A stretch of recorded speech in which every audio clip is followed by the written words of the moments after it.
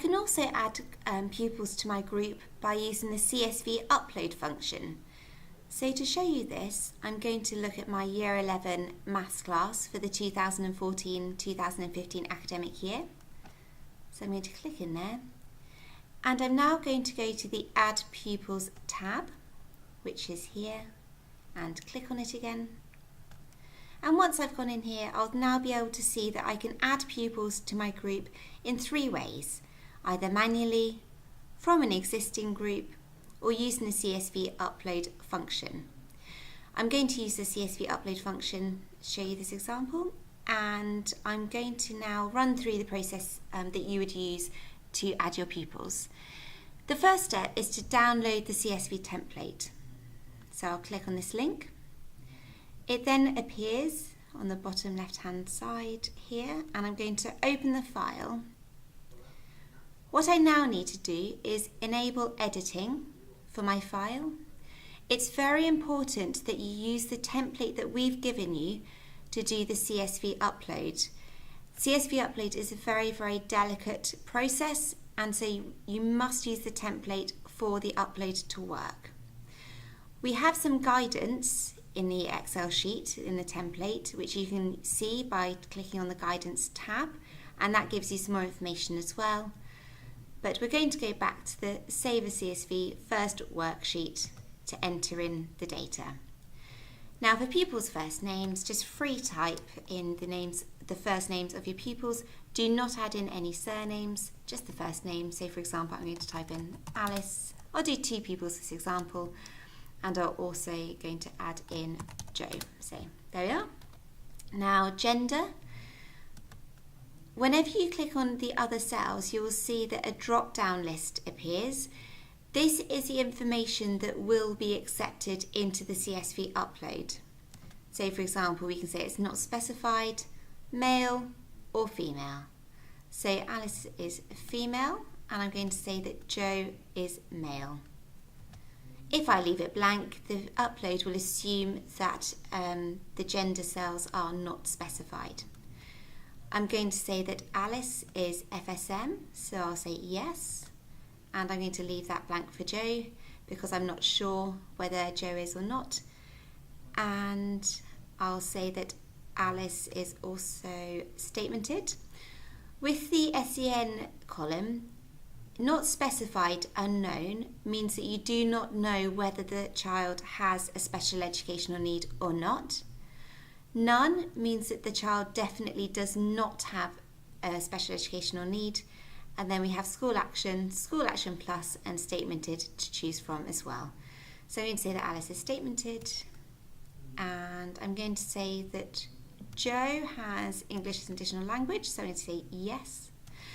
With FSM, SEN, EAL, ethnicity information, it's very, very important that you do not guess if you do not know the answer. So only put in the information that you know is correct. You can add in ethnicity information later on once you've already done the CSV upload. Now, if I have Key Stage 1, Key Stage 2 information for these pupils, I can add it here in this drop down. But I'm not going to do that in this example, just to save time. But if you do have Key Stage 2 or Key Stage 1 information, please put it in. Did this pupil arrive after autumn half term? No, both of them arrived at the start of the term, so again I can leave these blank, although if you want to you can say no. And baseline. Now baseline will accept scores from the current academic year and 1 year previously. So if you have a Year 11 class, the Pupil Progress Tracker will accept GCSE or Key Stage 4 level scores. It will also accept the qualifications for Year 10, which is the 1 year previous. Again, Year 10 is Key Stage 4 or GCSE, so actually the baseline in this instance will only accept Key Stage 4 or GCSE scores. But if, for example, I was uploading or adding pupils to a Year 10 class, then the baseline would also accept Key Stage 3 scores because the previous year to Year 10 is Year 9, which is Key Stage 3. But in this example, both Year 10 and Year 11 are Key Stage 4, So the only options that will be accepted are Key Stage 4 scores. So it's very important in the baseline that I only choose Key Stage 4 or GCSE scores. So I'm going to ignore the Key Stage 1 and 2, ignore the Key Stage 3, and go down to the GCSE scores. And I'm going to say that Alice has got an E, and I'll say that Joe has got a D. Now, if I had tried free typing in this box, I could do it. I could enter and say D.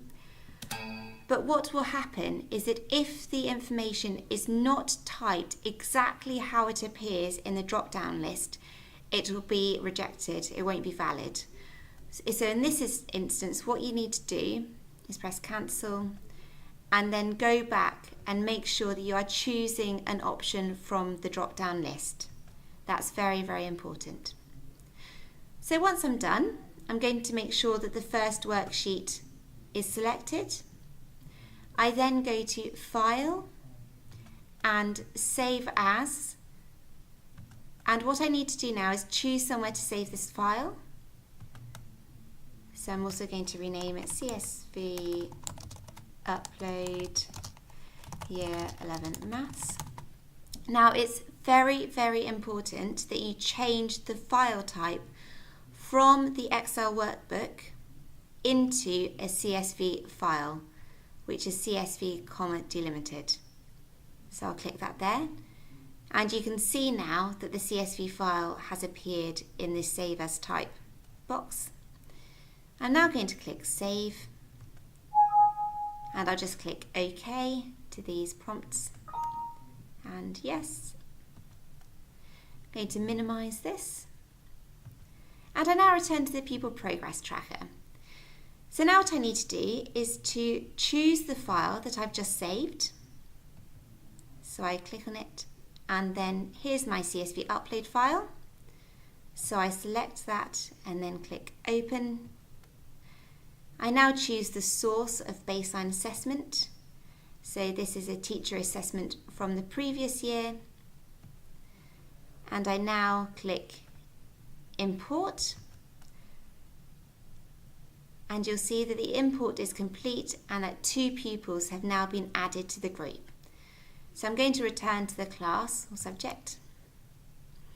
And you'll now be able to see that I have 2 new students in the class. They have a 2 after their first name because there already was an Alice in the group. So for example, Alice 2 and Joe 2, there was already an Alice and a Joe here. What you'll notice with adding pupils via CSV is that the ethnicity is not populated. You are not able to choose ethnicity in the CSV because there are too many potentials for error. So instead what you're going to have to do is to now edit pupil details on this tab here. And once I've done that, go down to the 2 pupils that you've added, so Alice 2 and Joe 2. And I'm going to say that Alice is white Irish. And I'm going to say that Joe 2 is, let's say they are Arab. And I'm going to save that there. And now you'll be able to see that for all of the pupils in this group, I have their information, the FSM, EAL, SEN, and ethnicity and gender information. Plus they also have information in the Aut 2, the first half term of the autumn term, the baseline column as well.